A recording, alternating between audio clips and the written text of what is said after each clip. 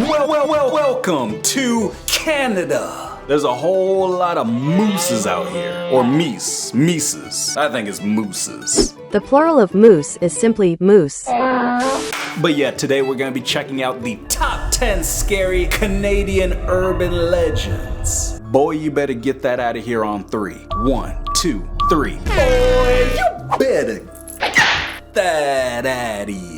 Everybody, please get to the subscribe button. Just do it right now. Go. Like, go ahead, just click it. I'll wait. I'll give you a second. Did you click the subscribe button? Okay, all right, good. And yeah, comment down below if you could visit anywhere, where would you go? Would you go to Canada? Would you go to Japan? Or would you go to Afghanistan? Let me know. And there go. Most terrifying urban legends I've ever heard. And it ended up being true. But in Canada, there was this legend that one night a bunch of people saw a bright blue light in the sky, and the next day an entire village of people disappeared. Dang. But it turns out that legend is rooted in something that really happened. So in Canada in 1930, a fur trapper named Joe LaBelle was riding in the river in his canoe when he came to a village he had seen before. Except this time when he came upon it, it looked like everyone had left in a hurry. Food was still cooking, and a bunch of dogs were barking and super hungry as if they had been left behind. But the strangest part of all of this was in the middle of the community, there was a grave that had been disturbed. And that reminded the fur trapper of a very scary story he had heard. The legend of the Torn Rack, which was this demon that supposedly stalked the area. So he starts looking for someone who might know what happened to these people. They were a nomadic people. It didn't make any sense that they would have left all of their stuff behind.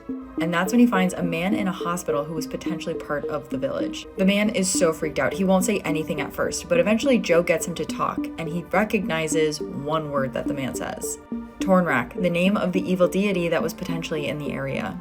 The police basically don't believe any of this, but they do acknowledge that before the disappearance, they did see blue lights in the sky that no one has been able to figure out what they were. The Horn Rack? Or is that what it's called? With the ew? You're telling me this thing just makes villages and a whole group of people disappear? Can't trust anybody these days, and especially not the Horn Rack. That thing looks like it's eating cockroaches. Ugh. I was just about to go to Canada too, but now I can't because I'm not trying to get eaten, trying to get ate. That thing's looking like a Scooby-Doo villain. Not today, Satan. You better find some white people to eat, or find somebody else to eat. How about her? Yeah, you can eat her after her and I go on a date, or what?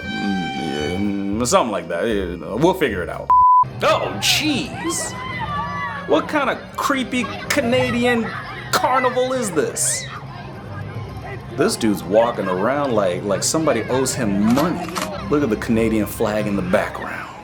This is what you guys do in the middle of summer? I can't do, I'm not going. Oh! Okay, all right, sorry. He started running. I got scared.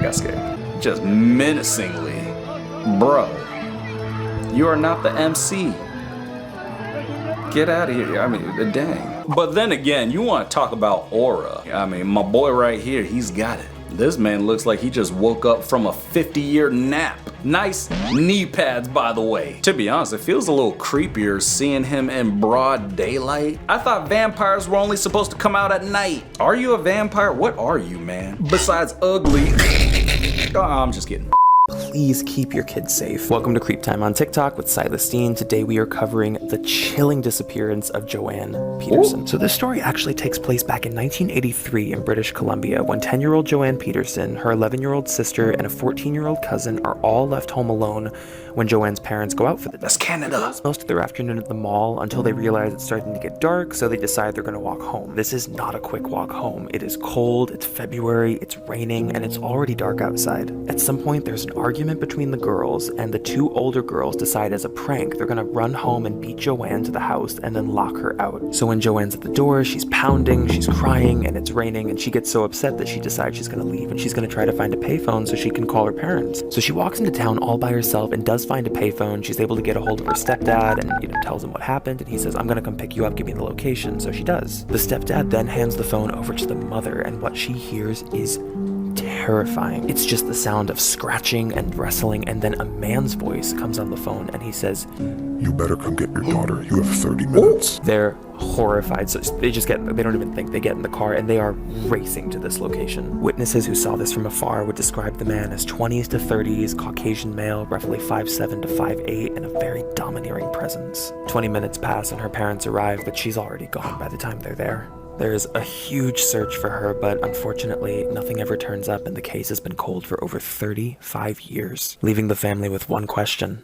Who took Joanne? Dang, it wasn't me. I didn't take. Gosh, that's terrible. Seriously though, worst friends ever, man. I mean, who thinks it's funny? Oh, we're gonna just lock her out and just leave her outside. I mean, if you like left her outside for like a second and then like 10 seconds and then you're like, okay, we're just kidding, come on in. But they probably locked her out for like 10, 15 minutes. You know good and well those friends better be feeling the guilt. And you said this is what the kidnapper looks like? Isn't that you down below, bro? That's you! We caught him! We caught the kidnapper! Oh, you thought you was slick, man, like making a video and saying like, oh yeah, somebody kidnapped this girl, I don't know who it is. It's you! Nice try, bro. You ain't slick. Your hair looking slick in that photo, but you ain't slick. We gonna report you to the authorities and we gonna get you thrown in the slammer. That's jail. Anyway, nice honey mustard shirt, by the way, you jerk. Canada, worst urban legend in each country. Okay, here we go. What do we got? Thetis Lake? Oh, what is that? That's what you guys have in y'all's lakes? Gosh, how do you even say that? Gasayan Dieta. It's basically a dragon. So yeah, don't go in that lake unless you want to deal with that. Dokaibi, the Loch Ness Monster. I didn't know that was Canadian. Kualapilup, the Wendigo. We know the Wendigo. Ogopogo, not Ogopogo. And then Silky Smooth. These are some crazy monsters. Like, you guys have all of this in Canada? Dang. We might just need to blow y'all, or blow some smoke, blow some steam. Not blow the country up. We need to, like, you know, do a cleanse. We're gonna do a cleanse of your country because you guys clearly need it. Like, Dokaibi, I mean, dang, these things just look like Satan's minions. That's the scariest one to me. With those purge masks, heck no. Like, if I was outside and I was by the lake and I see these things like just going by on a boat, I guarantee you I'm turning around, I'm flying right back to Africa or back to America. Boo, and welcome to one of Ontario's creepiest places, Camp 30 in Bowman. That didn't get me. What started as a training school for delinquent boys would turn into a prisoner of war camp for commanders and high-ranking members of the German armed forces in World War II. Many claim that Camp 30 has a powerful spiritual energy to it, and with its history, this is not surprising. The whole place is incredibly quiet and unsettling. There have been various accounts of people exploring the grounds alone and still managing to hear disembodied voices and other strange noises, including but not limited to a set of keys jingling. I have heard a number of rumors about this space before visiting, from police doing target practice, to training canines, to satanic rituals, and of course, ghost sightings. It's kind of like taking a multiple choice test without studying, you know, give it your best shot and pray for the most favorable outcome. When I went, there was no police and no guard dogs in sight, which is just how I like it. Are you serious? Camp 30? Look at all this graffiti. Somebody needs to call a janitor to clean this up, man. It's not even the graffiti itself. It's just like, why did they have to write like demons sell your soul? Like, I sold my soul? Congratulations? Like what do you want me to say to that? You guys drawing dang pentagrams on the wood? Like that's crazy. It's probably just some high schoolers messing around, or it might be some people in a cult. And then this is where they have church services or like cult services. What if you like went to visit this place and then you're like, it's abandoned, let's go see what's inside. And then you go inside and there's like a cult just sitting there like preaching and talking. That'd be awkward. You like stumble in, they all turn back and look at you and you're just like, is this where you get the free cookies? No, it's not, man. The only cookie you're gonna get is in the underworld. Ew. So we go to Banff and we see the unicorn. We thought unicorn was so extinct. But unicorn here in Banff.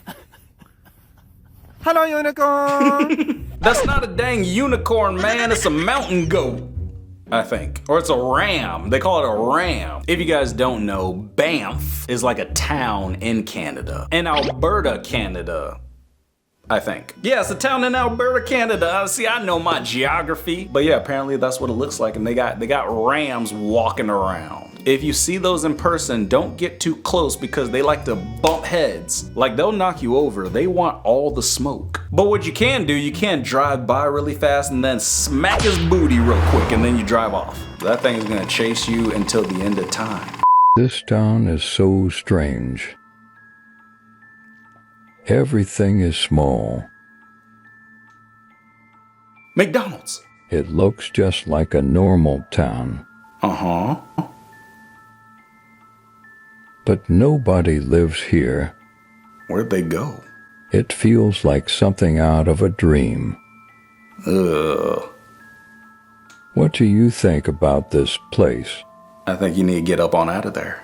What do you mean, what do I think about this place, man? There's a mini bank, there's a pharmacy, there's even a Costco? Dang, can we get a hot dog? We can get a Polish sausage or some Costco pizza. Is it gonna be small though, since like the store is like tiny? Mini pizzas and mini hot dogs. That sounds pretty good, low key. But I'm not going to this town, okay? I guarantee you, as soon as a black man walks in there, all the demons gonna be coming out and be like, let's play. I ain't playing nothing unless if it's basketball. Then I'll be crossing up them demons left and right. Ugh, you know what I mean? Dark Cryptids Canada. Okay. Ogo Pogo. Yeah, we heard about that. Ew, that's what it looks like? Old yellow top. It's a Yeti. It's yellow Bigfoot. Wahila? Dang, you been hitting the gym, bro? Okay, all right. Then they have a giant beaver. I mean, that's not so bad. Oh, heck no. Canada, you guys have too many dang monsters and demons. I can't do it, man. Like, what the heck is this, man? That's nasty. God dang overgrown werewolves out in the snow. Bro, I thought you were supposed to be hibernating, but he's just out in the open in broad daylight. Sorry, man, I'm gonna have to hit you with the blow dart and just put you back to sleep. This is the terrifying story of the Devil's Playground. Many years ago, a school in Calgary burnt down with some children still inside, who are said to haunt the place to this very day. Over the years, there have been multiple attempts to destroy the building, but each time the hauntings drove people away. Each time, employees became mysteriously ill and their equipment stopped working until the building was finally abandoned. There have been multiple reports of ghost children seen playing on the grounds, and a documentary is being made about the hauntings. Wait, that's it? Dang, girl, come on, we need a little bit more information than that. Step your research game up, girl. But you're telling me there's some ghost children at that place? Man, I can't do it. I don't know why kids are so creepy, like in horror movies. There's like, do you want to play? No, I don't want to play hopscotch with you. I'm not playing jump rope, double dutch, double it, and give it to the next person. Think you could fool me? Girl, it's not gonna happen. Y'all look crazy right now. You look like your parents told you to go to bed with no dessert. Yeah, we got them. Sorry, y'all. Ain't gonna be no more coloring books and ice cream. Not today. Maybe tomorrow. But if you enjoyed this video, then go ahead and smack that like button. And yeah, I'ma see ya in the next one.